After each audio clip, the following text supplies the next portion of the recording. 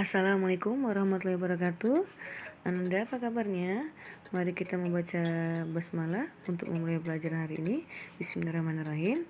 Dan pada kali ini kita akan membahas tentang faktor-faktor yang memengaruhi pertumbuhan dan perkembangan pada tumbuhan. Yang pertama yaitu faktor internal. Nah, faktor internal yang paling utama diantaranya yaitu gen.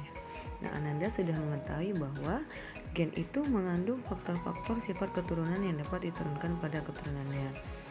Nah, gen inilah yang akan mengontrol seluruh reaksi kimia di dalam sel, misalnya sintesis protein. Mengenai sintesis protein nanti insya Allah akan kita bahas di pertemuan yang berikutnya. Kemudian, pengendalian membutuhkan protein yang merupakan bagian dasar penyusun tubuh tumbuhan. Dan tentunya mengatur pola pertumbuhan melalui sifat yang diturunkan dan sintesis yang dikendalikannya. Jadi, kalau kita contohkan misalnya bagaimana dengan keberhasilan dari proses pertumbuhan dan perkembangan, tentunya diawali juga dengan proses perkecambahan. Nah, perkecambahan berhasil apabila biji berkualitas. Biji yang berkualitas tentunya dipengaruhi oleh gen yang terdapat pada tumbuhan tersebut. Hormon-hormon yang mempengaruhi tentang pertumbuhan dan perkembangan yaitu ada hormon auksin, kemudian sitokinin, giberelin, asam absisat, etilen, kemudian nanti ada lagi yang namanya oligosakarin dan bersinosteroid. Baik Anda, kita bahas di sini. Anda bisa baca di slide ya, bagaimana pengaruh dari hormon auksin. Baik, akan Ibu rangkumkan saja. Nah, hormon auksin ini merupakan hormon yang merangsang pemanjangan batang, pertumbuhan, diferensiasi, percabangan akar, perkembangan buah, kemudian juga mempengaruhi dominansi apikal. Nanti akan kita bahas di slide berikutnya. Kemudian fototropisme dan gravitotropisme. Nah, auksin ini tempat produksinya atau lokasi hormon dalam tumbuhannya dapat ditemukan pada embrio biji. Kemudian dapat ditemukan pada meristem tunas apikal dan juga pada daun-daun muda. Nah, berikutnya pada slide ini merupakan bagaimana pengaruh dari hormon auksin, yaitu yang pada bagian A terjadinya dominansi apikal, kemudian yang pada bagian B tunas ketiak tumbuh setelah tunas apikal dipotong. Nah, pada bagian yang berikutnya ditunjukkan bagaimana distribusi dari auksin, distribusi auksin pada ujung batang. Ananda yang dirahmati Allah sekalian, mengenai distribusi auksin pada ujung batang ini terkait dengan fototropisme.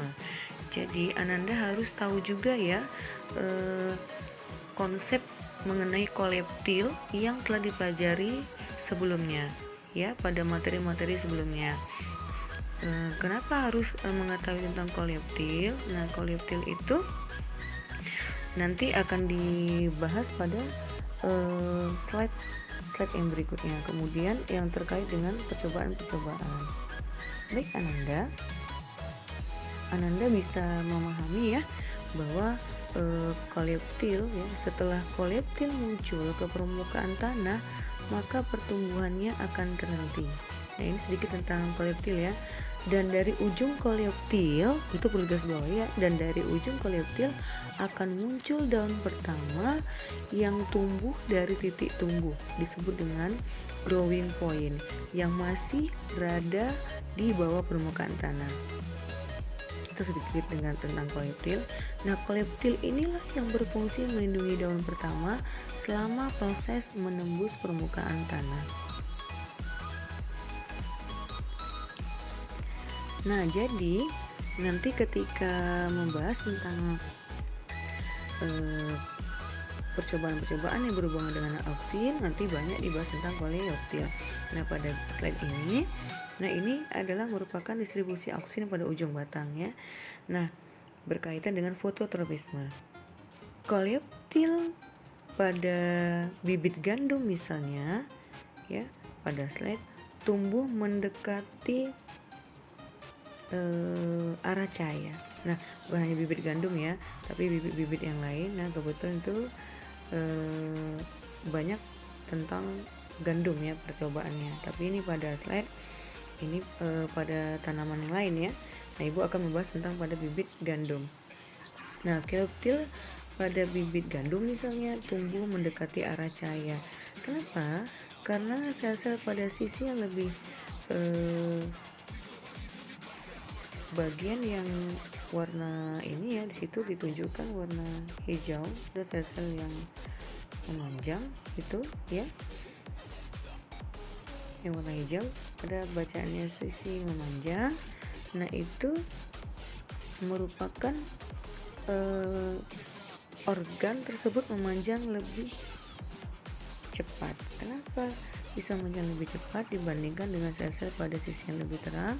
Karena terkait dengan distribusi auksin. Kenapa auksin ini berdistribusi menuju sisi yang tidak terkena cahaya, begitu ya. Nah, bukan hanya pada biji gandum, tetapi juga pada tanaman yang lain.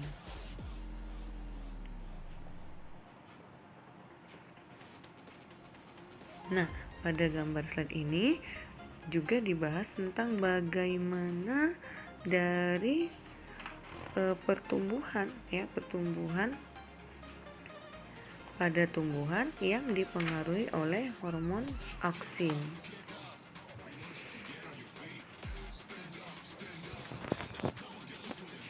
Nah, berikutnya pada slide ini Ananda yang dirahmati Allah ya, merupakan percobaan pada fototropisme ya, yaitu mengenai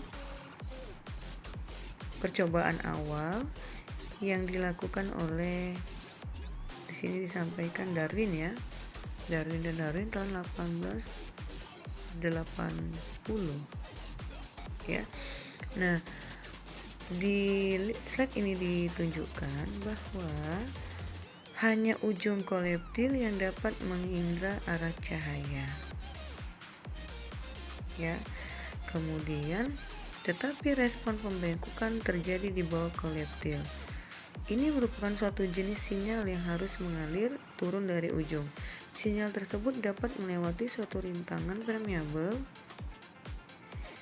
ya, kalau dikatakan itu penghambat gelatin, akan tetapi tidak dapat lolos dari suatu rintangan padat, yang menyatakan bahwa sinyal untuk fototropisme merupakan suatu bahan kimia yang mobile atau yang bergerak.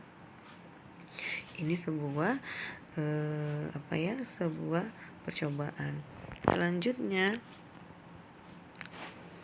ini merupakan percobaan Wen ya, yang membuktikan bahwa auksin terakumulasi di sisi bagian yang tidak terkena cahaya matahari.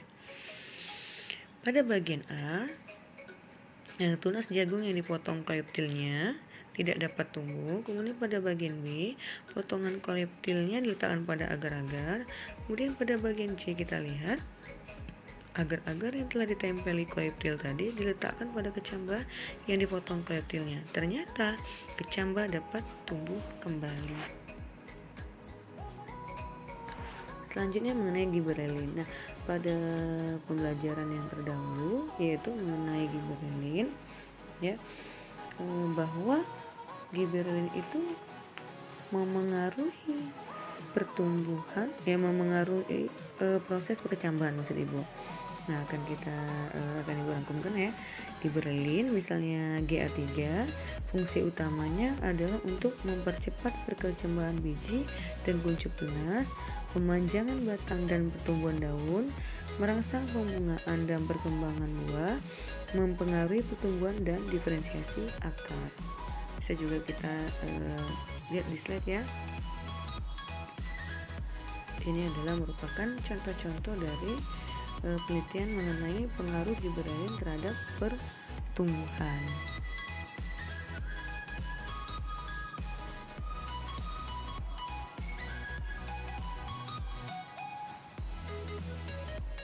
berikutnya adalah hormon sitokinin. Nah, pada hormon sitokinin ini fungsi utamanya adalah memengaruhi pertumbuhan dan diferensiasi pada akar, merangsang pembelahan dan pertumbuhan sel, merangsang perkecambahan dan menunda senescence atau penuaan.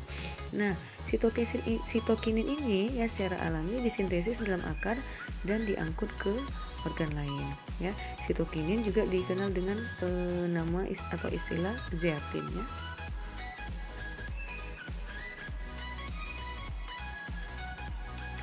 Selanjutnya itu hormon ya gas etilen ya.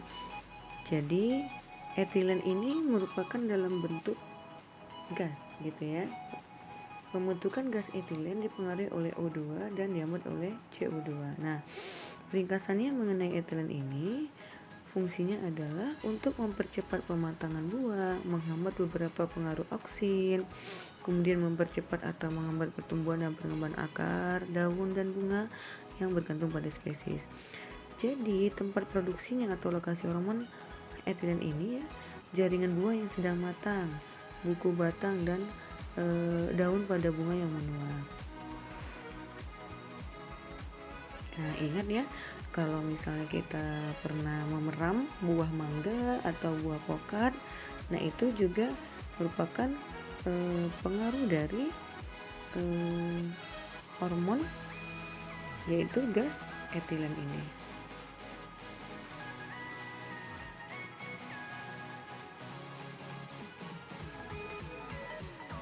Ini adalah merupakan efek sitokinin dan oksin. Begitu juga dengan efek dari gas etilen. Hormon yang berikutnya adalah hormon ABA atau asam absisat. Nah, tempat produksi atau lokasi hormon dalam tumbuhan ini yaitu di daun, batang, akar, dan buah hijau. Nah, fungsinya adalah menghambat pertumbuhan, menutup stomata selama kekeringan atau kekurangan air. Nah ini terkait dengan ketika tumbuhan mengalami stres atau cekaman kekeringan. Nah, kemudian nanti akan menyebabkan menutupnya stomata selama kekurangan air, yaitu dengan adanya diproduksinya hormon ABA atau asam absisat. Bisa dilihat ya di slide selanjutnya. Kemudian ada asam traumalin, kemudian kalin. Nah, ini adalah merupakan contoh pengaruh cahaya terhadap pertumbuhan ya. Di situ ada kecambah yang normal, kemudian ada cambah yang mengalami etioplasti. Nah, faktor eksternal yaitu cahaya yang merupakan sumber energi dalam fotosintesis. Nah, nanti silakan dibahas lagi mengenai faktor cahaya terhadap percambahan. Bagaimana kecambah yang diletakkan di kondisi gelap maupun di kondisi terang. Kemudian faktor eksternal yang berikutnya adalah intensitas atau kuat penyinaran. Nah, ini berkaitan dengan fotoperiodisme. Ya, Anda silakan nanti ya dibahas mengenai fotoperiodisme.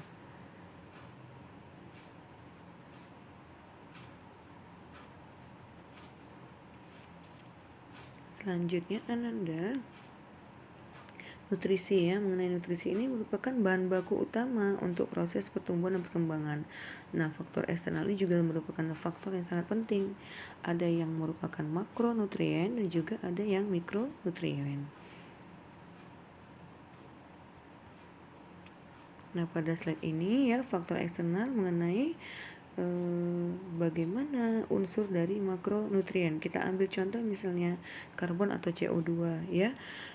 Karbon yang tersedia itu dalam bentuk CO2. Nanti kita akan membahas bagaimana proses fotosintesis di mana pertumbuhan itu nanti akan mengikat CO2. Nah, yang dibutuhkan tumbuhan itu yaitu dalam bentuk karbon yang diperoleh dari CO2.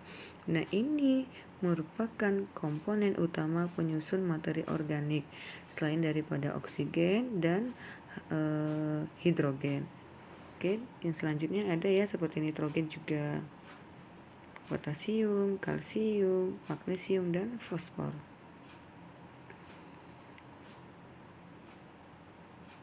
Selanjutnya ada juga nanti kita lihat faktor eksternal lainnya seperti suhu, kelembaban, dan air.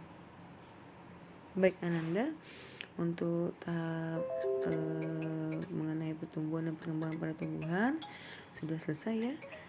Semoga semuanya bisa memahaminya. Nanti insya Allah kita adakan diskusi dan tanya jawab. Assalamualaikum warahmatullahi wabarakatuh.